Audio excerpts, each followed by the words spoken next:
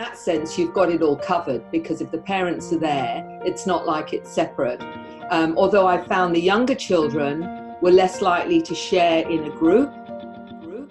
When got the 7, 8, 9, 10, 11-year-olds, they're not always so keen to share, but the older children will. And so I did a bit of one-to-one. And there is one group in America called Conscious Children. I think it's is that Michaela's group? Michaela and Michaela, yeah. Actually, I did one evening with them and the children, which was really good, because the parents obviously are around. It's not like it's separate or anything. Yeah. And some of the children are in Australia as well. And that was really good, because I'm getting more and more information about the children. And the ladies might be interested in, I don't know if all of you have seen my presentations, but one of them I talk about the way of teaching children to see without their physical sight, which is extraocular vision. And there's a lady in England called Nicola Farmer, who I spoke to yesterday. And Nicola and I have become really good friends. And she works with the children to teach them how to see without their physical sight, but she's now training the teachers. And she's been to California to train some teachers there. And she's getting a lot of information, including light codes. And she actually sent me my personal light code yesterday, which was brilliant to meditate. But what she's doing, which is different, and some of you may find this interesting, is normally they have the downloads of a code or the star language, whereas it happened for her where she was looking at an English, a bit of information that it was in English. She found herself being able to translate it into the codes. And then she came out with the language after that. So she did it in reverse. And this has all happened very recently for her.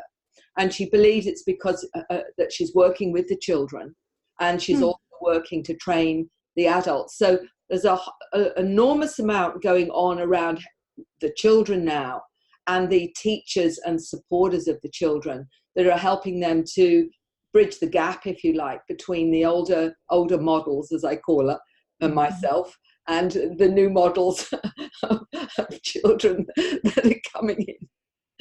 So that is that's a step up, because it was always the other way around. People starting to bring in the languages and then the codes, but she's actually done it in reverse, which is quite fascinating. So there's a lot going on right now. Oh, I know. I tell you what, up in the Northern Rivers area, because I was hanging around, can't say it was Byron Bay, because it was like all over Mullumbimby, Billynudgel, Brunswick, like all these different little towns all around that Byron area. The kids are there en masse, and the predominant focus with these children is earth care. Up there, earth care, and it was amazing to see them, Mary, just everywhere. And it's like, the baby boomers, like the people that came in, like about 10 or 15 years after the war, are called the baby boomers. I reckon we're having another baby boom right now. Like right now, there's just babies everywhere. Yeah. The interesting thing, and the ladies might like to hear this, is Nicola was taken, having this experience where she was taken and she was shown certain containment areas around the globe where they've got these pods, and she said there were golden pods of souls, and she said they're the ones waiting to come in 2020. And she said they're coming in with literally with no other incarnation behind them. They are brand new golden beings. And she said, and she was being shown they're going to be coming in 2020 as part of this shift. And she said, and they were in holding places in various parts of the globe, being held ready for them incarnating next year. So I just got shivers when you said that, Mary. I find myself buzzing every time I talk about it. Okay, I just asked about that, and I said, holding? What's this holding? And they said, well, because there's no such thing as time, there's no such thing as holding. But what they're saying is that they're actually being prepared for Earth. So they're having lessons, if you like. Not the right word, but That's it's right. like Exactly. they're being prepared to come into density. Like, you know, Lauren Kurth says, you know, a first earther. I'm a first earther. But they've not had any other incarnation either. Isn't that interesting? So, and for whatever reason they're coming in, I suspect because they're bringing in a whole new frequency, because part of what Nikki was explaining to me is about getting, there's a certain web of energetic, a new energetic web around the planet that is the frequency that they'll be tapping into. I see. So that's how she understands what's been going on for her. This is all happening with her now finding that she's, you know, starting to see the codes in language, but not only that. So it's a lot's going on because she's working with the children in this other way anyway, and training. So this is the English woman that teaches the kids. Nicola Farmer. She's a blonde lady, sort of. Blonde lady, ICU Academy in England. Yeah. And, you know, she's been to California recently to train teachers, but she's done Europe as well. And all of this information was, you know, downloaded to her in how to help the children, but also how to get the teachers. And there's interestingly, the ladies might like to know that there was one little girl that was doing it almost spontaneously after a couple of lessons. And she was going to one of these private schools, and it was a Catholic private school, and the head mistress called in social services because they felt the head mistress was confronted with what this child could do. Interestingly, the social worker that came in to find out what was going on and what was wrong, you know, why was the head mistress so concerned about what this child was learning? And she actually said there's nothing wrong with what the child is learning. There's nothing wrong with what she's being taught. And she actually wants to have her child come and learn it as well. So it was a Catholic school, and the head mistress was the confronted one. Yeah. And so here we go again. Isn't it interesting how this really challenges mainstream, or maybe some of certainly the religious way of looking at this as well? Oh, yeah. Which is part of it, ladies. So I think, you know, I found that really fascinating. Because there was a little boy who learned it here in Agnes, and he went to his school on the Sunshine Coast, which is in Queensland, and he talked about it, and all his school friends said, will you show us? And his teacher was receptive.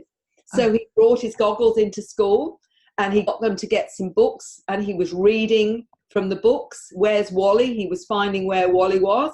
And then he walked around the school with them on to show them. And he said, apparently the teacher, as well as the children, all wanted to learn it. Yeah. That was the difference in a different kind of school, and the different openness that wasn't so religiously based. Yeah. You see what I mean? That was the difference. Public schools. That was quite fascinating. So, Mary, have you tried it? Have you tried putting the goggles on and seeing with your third eye? I'd love to do it, actually. I haven't done it, and you'd think I would. I was more interested in watching the children, because when Karen Osborne, who lives in Canada, does it as well, she's part of the ICU. I was watching her and seeing her work with the children, but I was also watching my other grandchildren as well. So I didn't actually give it a go. My daughter was very much part of it because she wanted to experience it as well. Obviously, adults can learn this. It just takes that little bit longer, but they're teaching normally the 6 to 12-year-olds how to do it. And literally, some of them within that weekend were doing incredible things. And I've got some video of one little girl. She's all of 8 or 9. And she was literally detailed coloring after a few lessons. And I've got the video of that I show in my presentations, where she's not only coloring, then she's reading this really fine print. And what's fascinating is, of course, they can see 360 degrees once their consciousness is out of their body, and they're taught how to expand the consciousness or the light within them. It's quite fascinating. Because wouldn't this revolutionize people who are blind? You know, Exactly. Yeah, you know, I've often wondered if people that are blind see with their third eye, if they don't see with their physical eyes, and maybe they already do, yeah. But once we're taught to see with our physical eyes, it becomes the default pathway, doesn't it? I mean, I think so. Yeah, I think so. I think that it's what we've not been allowed to do through the programming is realize our potential in terms of our multidimensional abilities. And we've shut it down because it's not okay, because you're going to go crazy, aren't you? I mean, all these old messages that we get from being little, this is real, this is not real. And that's what we have to completely reprogram. You know, the thing that has damaged us the most is the concept or the idea that the imagination is fantasy. Because that's something I struggled with when my third eye stuff started really kicking in when I was in my early 30s and I was massaging people. You know, am I just making this up? Am I just making this up? And my guides kept saying, yes, you're making all of it up. You're making up that you're massaging someone too. Like you're making, there's nothing that is not a reality. It might not be a physical reality, but you're tapping into some reality with your imagination is a reality. You know, it's a reality. It's not, there's nothing that is fantasy in fact. And that's hard to wrap your head around, but at the same time, because you can think of, you know, terrible things and amazing things, but yeah, if you can think it, then it's some sort of reality, which the Seth book said years ago. You know, everything that you think is a reality somewhere, like every decision you make creates a timeline, whether that timeline, you know, you follow that timeline, but so our thoughts, the power of thought, it's just exponential. We just really don't understand the power of thought. Yeah. And it was because it was we hadn't caught up, Nicola and myself, for quite a while, and she's and I didn't get a chance to see her in England. So she's saying, Mary, I just had this thing, I needed to connect with you, because we get on, we understand each other's if you like, motivation behind what we're doing. And although her work with children is quite different from mine, as you know, and I did ask her, have any of the children that she's been working with that are expanding their awareness, have they talked about any other experiences? And but she said most of the time that hasn't happened yet, although they start to see spirits after this as well, of course. And what she's been doing is helping them, once they expand and start to see more of the non-physical world, helping them adjust to it. That's another part of it as well, because they just, with all of you on this call now, the important thing is, right, how do you manage your multidimensional awareness? You know, it's a whole new way of experiencing reality. What do you trust? What do you have confidence in?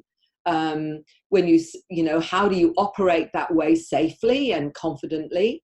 So all those kinds of things start to happen once she teaches them this kind of thing. But when, as I spoke to you the other day about, you know, a 10-year-old that said this is his first time being in a human incarnation, and explaining he was a center seed, which meant he connects to the center of the planet, and he's come in to deal with the pollution on this planet, for example. Yeah. There's been no activation of that. He already is seeing interdimensionally consciously, as his mother says, working, you know, with crystals, understanding the intelligence of them, you know, explaining, you know, more of his mandate. So this isn't inspired by doing any protocols. He already does it. So you've got some children that are coming to be activated, I think, through certain protocols. Others are already there.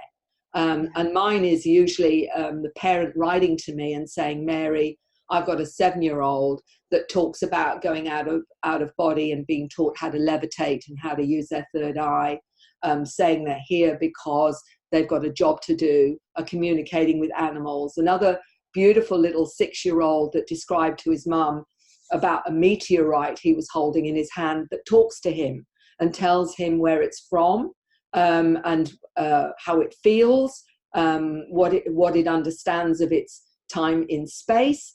And his mother said, well, how does it talk to you? And he said, well, it talks to me in my mind. So we've got those that are already doing this. And if they're in the right environment, it seems that then that isn't shut down in the same way. But you can imagine a lot of parents, even though they're very aware, and because they wouldn't contact me in the first place if they weren't already open to this, how do I help my child who is so much more aware than me? When you've got one woman, and she lives actually in Queensland, and she explained to me how she talks in light language. Her son talks in light language to her. He's all of 9. She speaks back in light language, but he knows what he's saying and she doesn't know what she's saying to him. Oh, okay, right, yeah. But she responds, even though she doesn't understand what she's saying back. Yeah, she still responds. So part of her is understanding it, but part of her knows, but not the conscious part. That's like Ananara, because Ananara is the most incredible galactic oracle, and but she doesn't know what she's saying. Yeah, she might get a kind of get a bit of an idea, but when I said, what does that mean, she goes, I don't know. So well, it was interesting because yesterday when I was speaking to Nicola, and she said, I feel I need to say something in the language to you. And the language was beautiful. It was really gentle. And I said to her afterwards, I kept getting images of North American Indian when she was speaking to me, and their connection to the star beings. And that was what it felt like to me. But that actually they're just saying thank you for what you're doing, because she could translate it. Yeah. So that's the next step. And when people are doing the language or writing the script and not always knowing what it is, I say, right now, I want you to concentrate on it and get a feeling or a sense from it, because there will be part of you that does get it. Even if it's an emotional, it's a feeling thing or a sensing thing, because the mere fact you're bringing it through shows on some level you will know. It's just a matter of you trusting that. But so many people don't trust it and say, can you translate it? Can you do this? Instead of saying, well, actually, I've come with this. So therefore, part of me must know. So what is it? What do I feel? What do I sense? What is the knowing with that? And trusting that. And that's what a lot of the time when someone writes to me and says, can you get someone to translate it? I put it back to them and say, now what I want you to do is I want you to tune into it. To feel it. Okay. So looking at all these delicious goddesses and galactic beings online here, we're all a little bit older, so we're sort of past having baby stages, but some of us might be grandparents or have friends that have babies or children or young children. What can we do to help the star children? Like what can, maybe as a grandparent or a friend of, people that have children, how could we help, Mary? Would some of these ladies like to say what they think, and then I'll put something in there, because I'd love to hear from you all, where you're coming from and your sense of this as well, if you've got any. So maybe we could do that today. We could find out who we are when we're not in our physical body. Do we want to do that? Can we do something? Because that's what you do with people, Mary, all the time, right? You know that I think that everyone is their own guru, their own teacher, and it's about reminding them that they have everything they need to understand about themselves within themselves anyway. But the thing is, most of us don't trust it anymore, because we always think somebody else knows more than we do. We're programmed to say you need pieces of paper, or you need to read so many books, or you need to do 50,000 courses to do what you already have within you anyway. So everything about my work is helping that person access that and start to learn to trust it, because to me that's the ultimate is looking to yourself. So I don't know with all these gorgeous ladies, but I'm quite happy to go wherever you want to go. So what can Cecil do to help the son and his night terrors? I mean, how can she help her son and his wife cope with the little boy sort of screaming? Well, part of it is giving them a sense of safety. Whatever it is makes them feel safe, depending on their age and what have you. Some protocols are that you can, it's what they believe in. Do they believe in angels? Do they believe in, if it's you can always say, well, you've got your own personal angel, even if you have a little angel by the side of bed to keep them safe. With some, it's their power animal. What animal will keep you safe when you go to sleep at night? And some will say, oh, I like tigers. Right, you have power animal tiger that's always there every night. You've got Fred, who's the power animal, who's the tiger, or whatever. So using their feeling of power through whatever they envisage gives them that sense of safety and whatever, however that is. And if they need to go to sleep with a light on, so they do. Those are the things that you support, and understand, but also helping them feel as strong as possible with whatever the support is, whether they believe in angels, maybe coming from that kind of belief system, or, even if it's, conventional belief system where you're talking about angels or you're talking about guides or spirit guides or whatever it is, make it tangible for them, in some way, get them to draw their guide or what their guide would look like and what would they be. And how strong would they be? Oh, they would look like this, and they would be, okay, so that's the one. And before you go to sleep, you ask them to be with you to keep you safe all night, because they will. So there's giving them a real sense that they're in charge of this, and they can bring in whatever it is they need to make them strong and feel safe. And I found that to be quite effective. Yeah.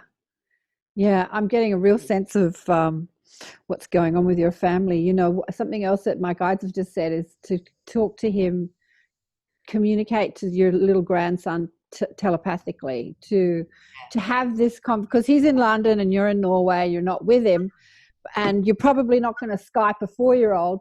So to talk to him telepathically and just say everything Mary said, like that it's okay, that they're not monsters, like just to give him that information telepathically, like connect telepathically, tell him who you are, that you're here, you're physical, and that when he wakes up in the morning that you're here, even though you're in Norway, that you're here. Because what I'm getting at is that because your son is so scientific, that his son is really empathic, and he's here to awaken that in your son. So this empathy that he has, this unbelievable empathy, like this expanded field, he's not in his head like his dad. It's kind of torturing the poor little kid because he doesn't get it. But you're there. You're there. Even though you're not in the country, you're there. You're there. You're there. Like a spirit guide would be there, right, Mary? Like you're absolutely. Yeah. You can also ask your own team, what else can you do to support your grandson? Whether or not it's creating extra protection. I'm often given different symbols or a different image for protection for something or other, and I will project that as well. So, again, to me, it's like, okay, Grandma, access your team and say, what else can I do that will help this little soul? But you're quite right. Absolutely. I agree with you 100%, Karen, is you can do all of this on this other level. It's like remote healing as well, isn't it? You might not be able to be there physically, but you can send the frequencies for healing remotely, which is absolutely as effective as if you're actually there. What did he do with his hands? He'd be over there just like this, talking and playing, and it was like he was in this little world. It was really weird. I don't know. So the light language is often they're working with the energy field. So as they're speaking, that is part of the language. That is part of articulating that language. So they'll use movements with stuff as well. So sometimes that's what they're actually doing. They're communicating. Oh, yeah. So, when I've got a 9-year-old that speaks one of the languages, and he's using his hands as well, because that's part of the language is the movement that goes, the frequency of the movement as well. So that's possibly what was going on there. But it's interesting, that you had that feeling of it not being okay, primarily because your parents were not happy with it and it was making you feel uncomfortable, which is, you know, part of the issue, isn't it, on this planet, is how, you know, we can feel contained by those around us that aren't okay or don't get it or don't want to get it and whatever. Right. And you know, that's a hard one, isn't it? Because you're trying to please sometimes too many people, rather than just letting it be.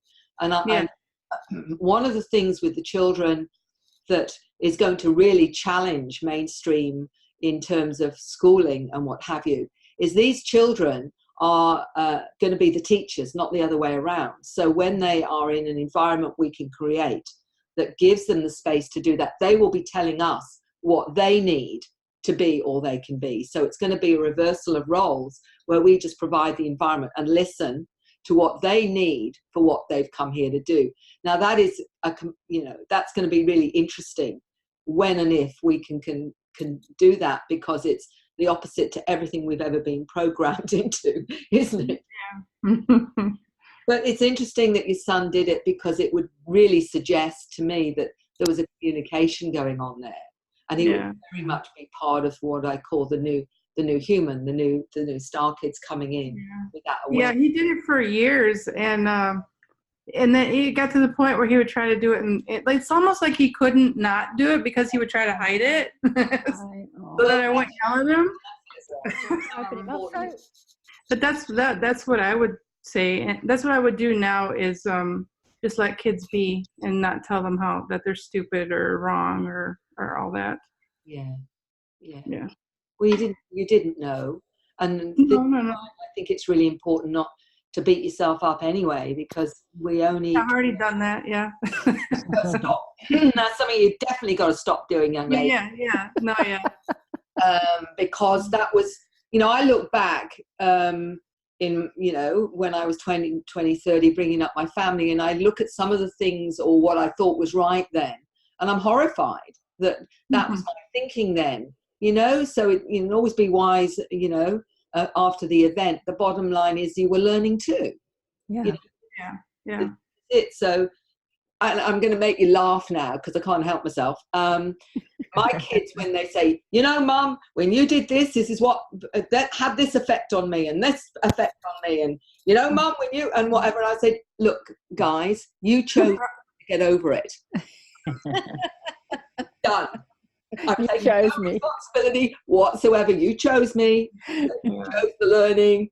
So we're done with that one. Take responsibilities. It's a great cop-out. I don't call it cop-out. It's not a cop-out. It's the truth. It's the truth. But, that's my answer. So they've got nowhere to go with it. Absolutely nowhere to go, because they know from the way that, we all understand this now, they chose me. So they chose the learning that came with me. So it's great. So if you ever want to give yourself a break, that's the response, guys. Yeah. No, I'm right there with you. Yeah. And has it come back to you? Have they said, you chose us? Actually, no. They've not actually taken that extra step, and I'm not going to tell them that. That is not the thing I'm giving them no clues whatsoever as a comeback. That's it. I have dogs. I know. She's got the dogs. No children. They're actually being upgraded too. All the animals are being upgraded. They're getting a lot more aware, a lot more conscious as well as part of it. So obviously your role is more with working with the animal kingdom, from what you're saying, which is wonderful. Because it's not just us, which is fascinating, isn't it? I have a dog. She talks to me with her eyeballs all the time. It's like she has human eyeballs. She will come up to me, and I can see her thinking in her eye. It's really interesting. Oh, absolutely. They are really becoming so wise and so with it, as along with us. So I think it's fascinating. Yeah.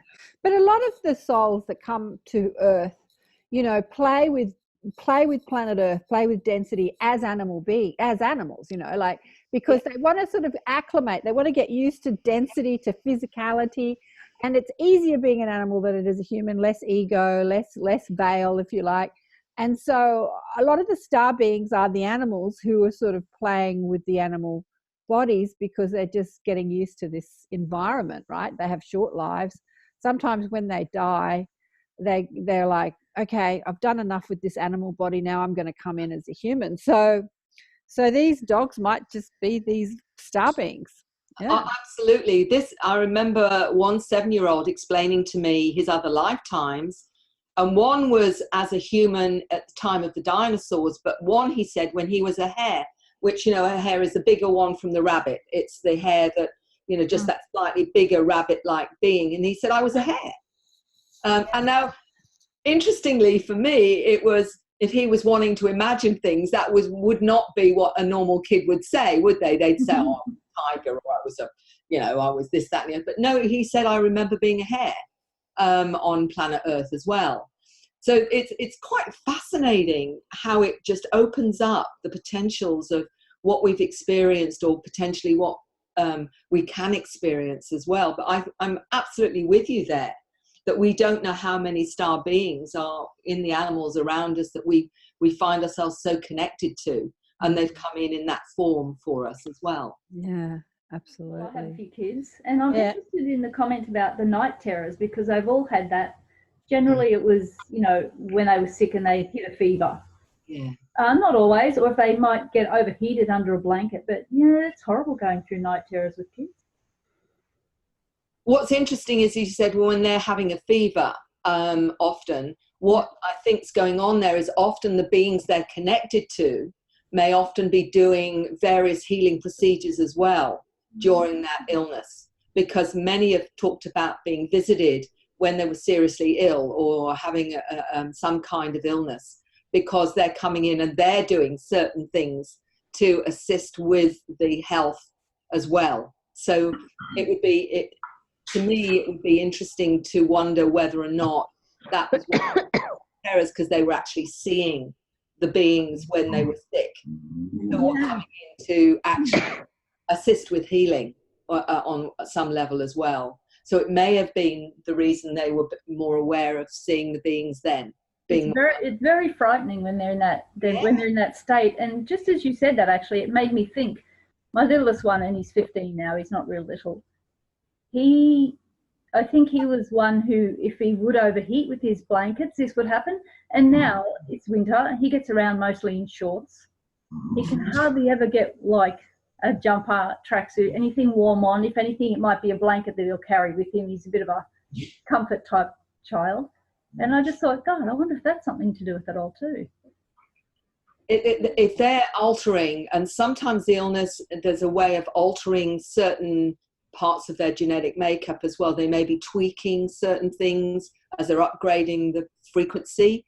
And if his frequency was being upgraded, it may make him more sensitive or less sensitive to the temperature changes or whatever as part of that higher frequency. So, that could possibly be the reason why now he is the way he is. I mean, I don't know. I sort of get a sense sometimes, but you're his mum. Maybe you can feel into that and see whether or not that's part of it. Yeah, never. I really only just came to me now. Well, that generally means that you're tapping in to maybe some more understanding around that. But he will be, if you're as aware as you are. I mean, he'll be part of that genetic line with you. So without question, he'll be one of the new ones.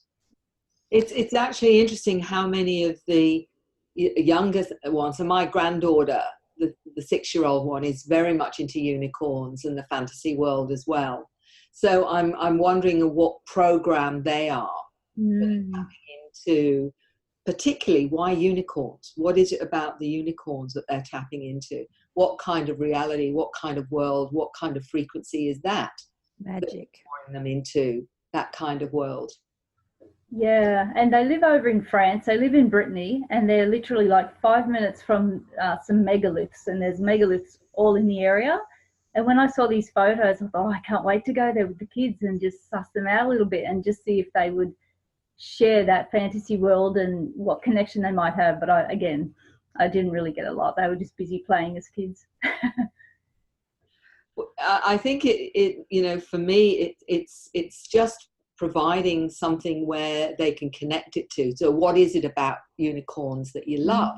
you know, what is it, was it, you know, what is it, what they look like, or is there, you know, a feeling about unicorns that you like? So if you can sort of broaden it out a little bit into, you know, what other things do you like that are in that wonderful world, that special world, or whatever, and why do you like them? What is it that about them that you like, or whatever? So just giving them a chance to explore it a little bit is often a really, really good way to go.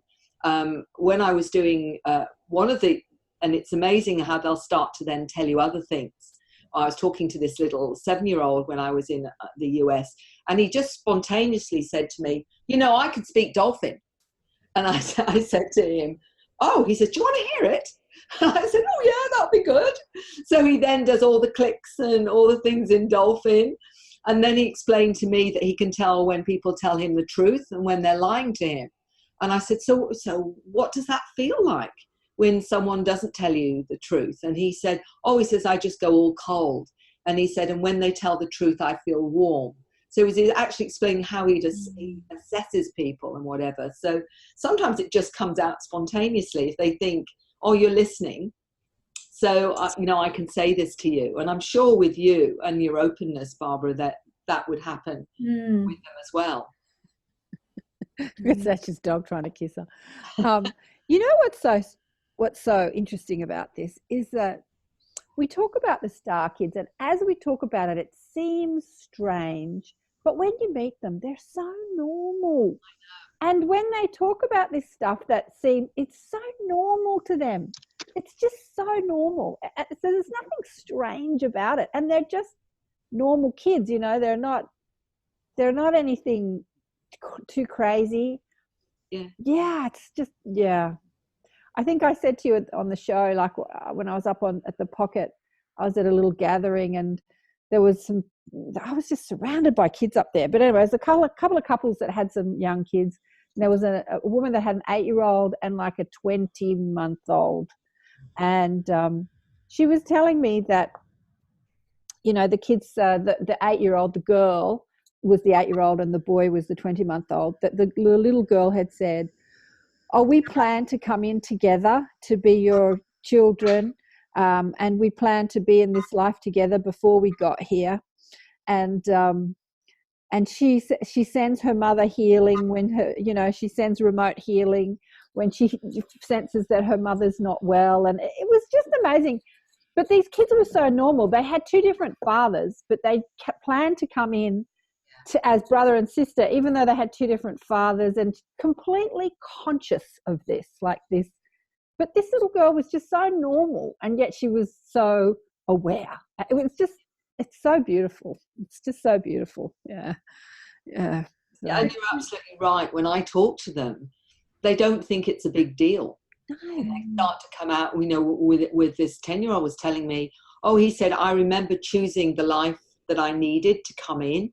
He said, and then I was in mummy's tummy. For a minute, I got panicky because I wondered if it was the right mummy. Oh. And I realized it was the right mummy, and I was okay. Uh-huh. I mean, and the sense of that, to have the sense of that, just blows you away to think that already, you know, he still remembers the feeling as he was coming in as a soul into his mother's, you know, womb. It was like, what? I mean, but he said I was a will-o'-the-wisp, as he called himself as a spirit. And then I saw the life that I needed to come into. And then I was in mummy's tummy. So he'd made his choices. He was quite aware he was making the choices coming from spirit and what vehicle he needed to incarnate. And it was just really normal. So I guess the answer to that question I posed before, how can we help kids?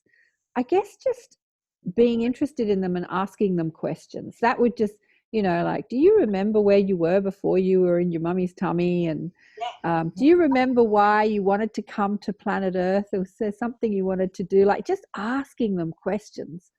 Yeah. And that's why I did the questionnaire, because one of the things I remember, and I've said this a number of times, I did a Skype interview with a beautiful young lady, 9 years old then. She's not 9 anymore. I call her Kathy. And her mother contacted me because she had said her daughter had seen one of the presentations of the language and had said to her mother, I can speak those kinds of languages, Mum. And she explained that one of the languages heals water. And I got fascinated because she talked about the beings, the little blue being that was her guide, and there was a little green being that was her guide. And I ended up being able, through an interpreter, talking to her over Skype. And she was telling me more about how we're programmed by the schools, and they program you out of your light, she said. And that's why present schooling is not good for you, that you know, parents should homeschool, etc. And she was telling me all of these things, and she even spoke the language to me, because I said, could you speak one of the languages to me? And she got her mother and the interpreter to go out of the room while she spoke this language to me. I don't know why she needed to do that. But then through the interpreter, she said, Mary's got big ears. And I'm thinking, hold on a minute, I don't think they're that big. And what she was meaning was, Mary listens, most adults don't. Yeah. So if I could ever give a message to parents, is that's the most important thing of all, is listen to your kids and hear them. Because for me, if you show that you're interested and that you want to know, it's amazing what else they'll share with you. And that is one of the most empowering things of all, is to be believed and to be listened to. Let's face it, we as adults, that's one of the biggest things, isn't it? Actually having somebody hear us. Yeah. But that was, I've never forgotten it. And it really cements in how important it is to listen to the children. We have these, but she really wants to have some sort of, to like set up some sort of outside school program for these kids, and she doesn't really quite know how to go about that. Have you got any ideas about how we can do that? Well, the conscious youth, the one that Kayla does, for example, is one really good way to provide support. What I try to do when I get a parent write to me about their children and they're wondering how best to support them, all the things we've discussed already, is I try and connect the parents and the children as much as possible that are maybe a similar age. So they've got someone they can talk to, that they can share with, that won't laugh at them like it happens at school or whatever, where they can talk about whatever it is that's going on for them. And it seems to be a really good way to go, as much as possible, creating a network of, you know, parents and children, where the parents often, I found, were more needy of my support than the children were in some ways, because they're supporting the child, and I would find out what's going on in their lives, and they may have a partner that thinks this is a load of rubbish. So how do I still support my kid without my partner getting angst with me because of what I'm, you know, trying to do, which is support or help? So sometimes it's relationships with the adults that are the problem, or it could be the grandparents don't get it or whatever, or you've got a grandmother that sees their grandchild that's one of these new ones, but the parents are completely switched off. So a lot of the time it's what strategies can they use where they can still support the child, but also support themselves in that as well, because often they'll feel isolated. So the parents need to talk, or the grandparents or whatever, so that they don't feel it's just them that's trying to do this. I think as time goes on and this becomes more and more mainstream, which it will, because I have clinical psychologists contacting me and educators, as well as parents that are open, and are open primarily because they're starseeds themselves. I even have midwives contact me saying, I'm bringing in the star kids. I know that I'm bringing them in as I deliver. So we've got this underground kind of frequency of support that isn't overt yet, because they can't be, but have an absolute knowing. That's why they've come in, all the generations with their own protocols, helping on some level or another. So when people feel a bit isolated, I'm saying, well, there's actually, you know, there are millions out there that are doing their jobs, but just doing it so far undercover. But I do think there's going to be a point where we have to, well, I call it coming out the space closet, you know, owning your truth, you know. In fact, it seems to resonate with a lot of people, because that they even say it now. I'm out of the space closet. I'm telling you who I am. And maybe a physicist, or it may be another scientist, or it may be a doctor or a nurse, or a midwife or social worker, and that more and more of them are owning their truth because they feel it's time to be authentic with what you understand. And it's shifting. The mere fact I'm getting professionals contact me. I know a number of medical doctors that are having experiences that have contacted me and what have you. One of them in Australia actually has, it was through one of his patients who contacted me that I found out about him. And he's supported, I think he calls her patient 19 or something, or patient 21. So he's been supporting individuals with contact and encounters all this time, but never saying anything about it. But he's even been talking about coming out the closet, you know, and saying, I believe this is a reality. So some really important things are happening. And if we can get more of mainstream owning this now, we can really start making a difference to supporting the children. But it's almost like we're still on that sort of fine line between this is really weird to this is actually normal. Yeah. And I think but it is changing. And that's why I think it's so exciting, because I'm seeing it through the emails and the credibility of so many of those contacting me from all walks of life and from all over the world. We're talking about, you know, I'm getting emails from Africa, South America, Europe, Russia, Alaska, right across the board. And they're writing to me. Sometimes they've not got the English even, but they've somehow managed to get enough understanding of what I'm doing to actually write to me and say, although I'm going back to Brazil where my book's out in Portuguese. And I'm getting a lot now from South America writing to me and saying, you know, I've got hybrid children on board craft. You know, I feel I might be a hybrid or whatever. So all of this is coming out slowly, but it's also building up, I think. So I think eventually we're going to get what we need to support people. Yeah, it's interesting, isn't it? What is that saying that first they ridicule you, then they judge you, then it becomes self-evident or something. So it's right. Like what they call you crazy for today, they'll turn around and say to you in a few years, no, I always believed in that. And it's like, it's just, yeah. I know. Yeah, it's humbling. It's very humbling. You know, like we can't say, well, I told you so, I told you so.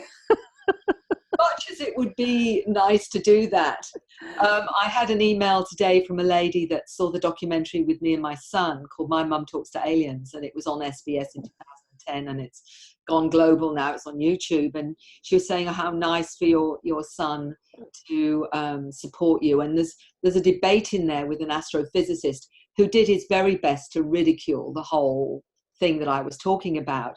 And I have this very human desire one day for a UFO to land on his head, because he was so certain that what Mary was talking about was a load of rubbish.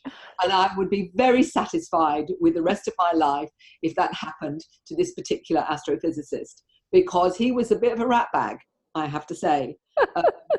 So there you go. But I also, having said that, will say that I believe there's 10% of the planet that if a UFO landed on their front lawn, they would say it was a fire engine. Yeah. Because they can't go there. Yeah. They'll never be able to go there because it just isn't going to be okay for them.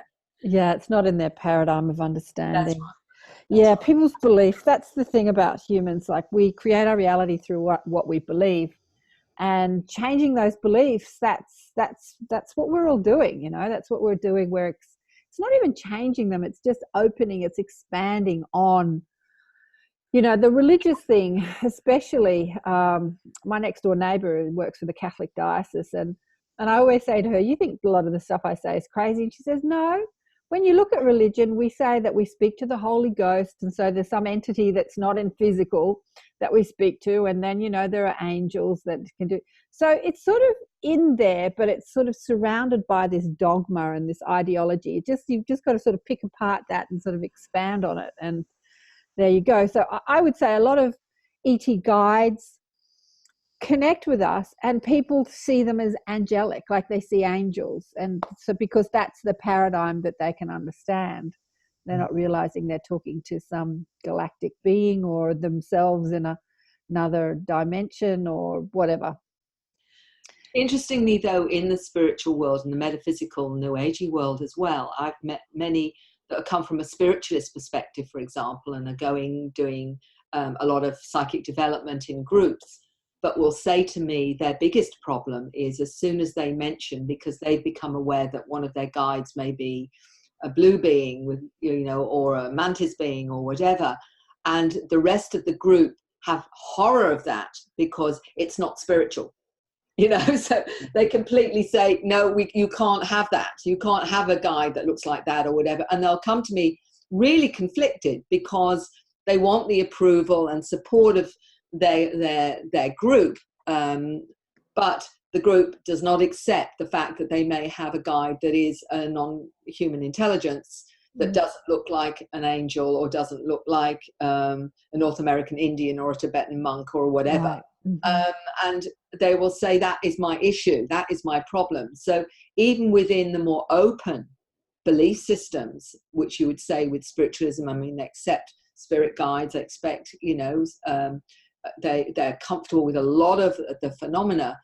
For many, there is still that door, that boundary that says you can't go into different intelligences and whatever. Whereas, I say an angel to one is a light being to another, the same, that it's all in the same bag, if you like. The whole pocket of all of this is all in the same bag.